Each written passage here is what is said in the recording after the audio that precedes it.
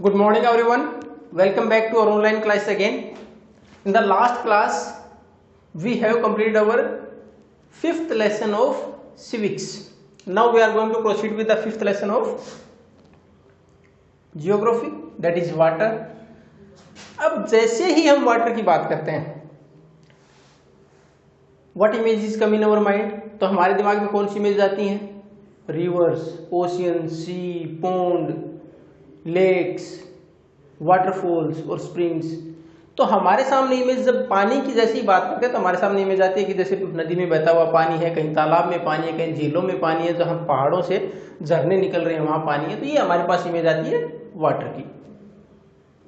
अब ये जो हमारे पास वाटर है, it's constant, it's amount is constant. अगर हम हमारी अर्थ के ऊपर बात करें तो ये लगभग कांस्टेंट है। इतनी अमाउंट में आज से 100 साल पहले था, आज भी उतना ही है। लेकिन फिर भी हम क्यों बोलते हैं shortage of water?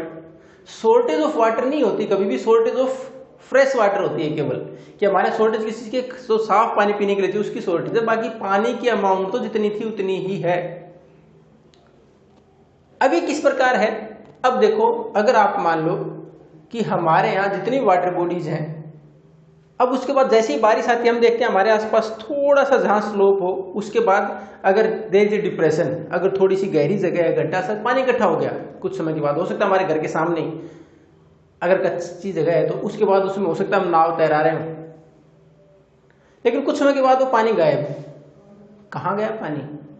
Some is soaked by the soil, कुछ तो नीचे चला गया, और कुछ इवोपरेशन, कुछ इवोपरेट हो गया, ऊपर चला गया आसमान में। तो इवोपरेशन होने के बाद अल्टीमेटली वेयर इट गोज, कहाँ गया? आसमान में। Where it take the shape of clouds, जैसे इवोपरेशन हुआ ऊपर जाने के बाद कंडेंस हुआ, वो इकट्ठा हुआ डस्ट पार्टिकल्स के साथ, वहां वो कंडेंस हुआ, उसने बूंद का रूप लिया, again it come to the ground, वापिस आ गया। इवोपरेशन हुआ। अब देखो हमारे पास पानी के सोर्सेस कौन से हैं? वाटर जो हमारे पास ग्राउंड वाटर है वो भी तो पानी का सोर्स है, अंडरग्राउंड वाटर है जो ट्यूबवेल से निकाल रहे हैं। तो अल्टीमेटली पानी हमारे पास कांस्टेंट है, वो कुछ नीचे चला गया तो हमें वैसे ही मिलेगा, ट्यूबवेल से निकाल लें, और बाकी जो ऊपर गया it again come to us in the form of either snow, rain और sleet. Sleet means hail storm, यानी ओलावृष्टि के साथ वापिस आ जाएगा। by evaporation, then condensation and then again come to the earth in the form of rain, बारिश के तौर पर, और स्नोफॉल वापिस आ गया हमारे पास। ये हमारे पास इसको क्या कहलाते हैं? ये जो प्रक्रिया इसको बोलते हैं वाटर साइकिल। ये क्या है? Water cycle. अब ये देखो काम कैसे करते हैं, एक छोटा सा एग्जांपल दे रखा है इसमें, टेरेरियम। ये टेरेरियम क्या है? अब उसमें आपकी बुक में इसको एग्जाम्पल में दे रखा है, टेरेरियम हमारी अर्थ पर जो वाटर साइकिल उसको रिप्रेजेंट करता है एक तरह से। एक आप कोई भी जार लें which is made of glass, जो ट्रांसपेरेंट हो, उसमें उस जार में अगर आपने कोई भी जार लिया, उस जार के अंदर आपने यहां मिट्टी की एक लेयर डाल दी, प्रेस इट, उसको दबा दिया आपने। Then after some humus content is added. Humus content ये आप पढ़ चुके हो, पार्शली डीकम्पोज्ड मटेरियल, यानी हमारे पास पेड़ के पत्ते वगैरह हैं या हमने कोई कचरा डाल दिया, कुछ समय तक सड़ गया हो, यानी पूरी तरह नहीं सड़ा है, कुछ हद तक सड़ गया हो, सूख गया, ड्राई हो गया, कुछ मिट्टी के अंदर दबने के बाद सड़ गया, वो लेयर क्या होती है? ह्यूमस कंटेंट है।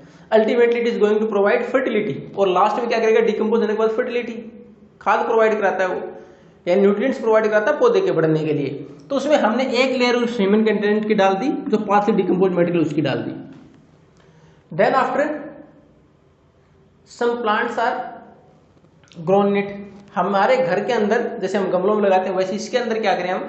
छोटे, पहले सबसे बड़ा एक प्लांट वो लगा दिया, उसके बाद छोटे छोटे प्लांट लगा दिए। ये हम क्या करते हैं घर में? Just to increase the decoration, सजावट को बढ़ाने के लिए। कई घरों में देखते हो आप सामने इस प्रकार, कुछ एक में तो जैसे हम एक्वेरियम बोलते हैं, एक्वेरियम क्या होता है? उसमें फिश वगैरह तैरती रहती हैं, और इसमें इसको टेरेरियम, जिसमें केवल प्लांट्स, जो घरों में प्लांट है वो रखे जाते हैं। तो उसके बाद हमने इसके अंदर एक प्लांट लगाया बड़ा सा, और उसके बाद छोटे प्लांट यहां लगा दिए, उसी प्रकार से साथ साथ और लगा दिए। तो ये क्या है? हमारे पास डेकोरेशन पर्पज से हमने बना दिया। Then after the lid is covered, उसके बाद हमने इसके ऊपर मान लो ढक्कन लगा दिया, कवर कर दिया इसके ऊपर से। लेकिन कवर कम किया उसके ऊपर पानी डालने के बाद, नीचे मिट्टी थी, उसके ऊपर हमने ह्यूमस कंटेंट डाला, फिर पेड़ पौधे, छोटे पेड़ पौधे नहीं, प्लांट पौधे लगाए गए केवल, उसके ऊपर हमने थोड़ा पानी डाला, ऊपर से कवर कर दिया इसको। व्हेन देयर इज हीट, जब गर्मी होगा तो उसके बाद क्या होगा, इवेपोरेशन होगा, लेकिन पानी को बाहर निकलने के लिए जगह नहीं, हमने तो ऊपर लीड लगा रखी है। Then the water vapour condense on the lid, on the surface of the lid, जो ढक्कन है उसके नीचे के हिस्से में क्या होगा, वो वाटर वेपर इकट्ठे हो जाएंगे। और जब वो कंटिन्यू चलेगा वो कंडेंसेशन, और दूसरा ट्रांसपीरेशन, इवेपोरेशन भी साथ चलेगा, नीचे से जमीन में हमने पानी डाला वो जाएगा ऊपर गर्मी की वजह से। दूसरा पौधों की पत्तियों से जो पानी जाता है उसको क्या बोलते हैं, ट्रांसपीरेशन। ये इंग्लिश में पढ़ चुके हो आप। Transpiration the evaporation of water from the leaves of the plants, पेड़ की पत्तियों से जो पानी ऊपर जाता है उसको बोलते हैं ट्रांसपीरेशन। और जो सीधा हमारे पास ओपन सरफेस में है, लैंड एरिया पर पानी है, वो जाता है इवेपोरेशन।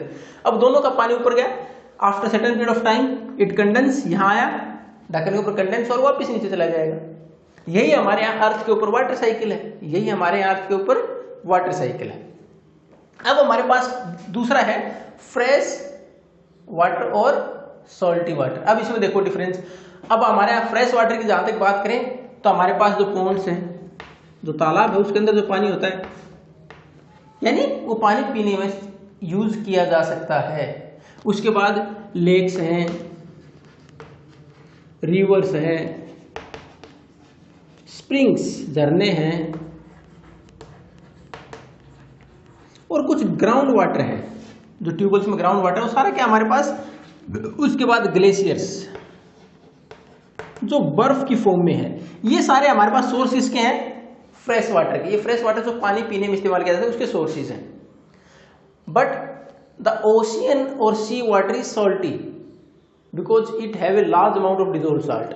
हमारे पास ओशियन और सी में है वो नमकीन पानी है कि उसके अंदर बहुत सारा नमक मिला हुआ है, मिक्स है, डिजोल्व है, उसके अंदर घुला हुआ है। अब उसके अंदर कौन सा है, सोडियम क्लोराइड, जो आप बेसिक सोल्ट, जो टेबल सोल्ट बोलते हैं, जो घर में खाने के लिए नमक इस्तेमाल करते हैं, वो नमक बनता है किससे, उस ओशियन और सी के वाटर से, उससे नमक बनाया जा सकता है। तो ये था हमारे शुरुआत थी इस टॉपिक की। ये थोड़ी सी हमारे पास इंट्रोडक्शन मान ले। वाटर कंटेंट स्टेबल है, कांस्टेंट है, एक अमाउंट फिक्स है, वो उतनी आज से 100 साल पहले भी थी, आज भी है, उसमें कोई कमी नहीं आती। वाटर कंटेंट में कमी नहीं आती, लेकिन केवल फ्रेश वाटर कम हो सकता है, क्योंकि जो रिवर से पानी बह के ओशियंस में चला गया साल्टी है, जो स्प्रिंग से चला गया अल्टीमेटली बह के लास्ट में जो लास्ट वाटर बॉडी जो उसमें चला गया ओशियन और सी में, वो हमारे पास सॉल्टी कंटेंट, उसमें नमक की मात्रा बढ़ जाएगी, तो हमारे पीने लायक नहीं रहेगा। इसलिए फ्रेश वाटर कम हो सकता है, लेकिन अल्टीमेट जो अमाउंट है उतनी ही रहेगी। क्यों, वाटर साइकिल के द्वारा। उसका एग्जांपल देखा कैसे काम करता है, जैसे टेरियम है, टेरियम में भी यही होता है, पेड़ों से जो ट्रांसपिरेशन हुआ, पौधों से ट्रांसपिरेशन हुआ, या फिर इवेपोरेशन हुआ सोयल में जो पानी था उससे, अल्टीमेटली इट कम्स डाउन, वापिस आ जाता है वही। तो उसी प्रकार वाटर साइकिल के द्वारा पानी की जो अमाउंट है वो कॉन्स्टेंट रहती है। In the next class we are going to read about different sources of water and how they can be used and why we need to conserve the fresh sources of water। जो हमारे पास साफ पानी के source है उनको क्यों conserve करने की जरूरत है। If you have any doubt then you can ask। Thank you, have a nice day।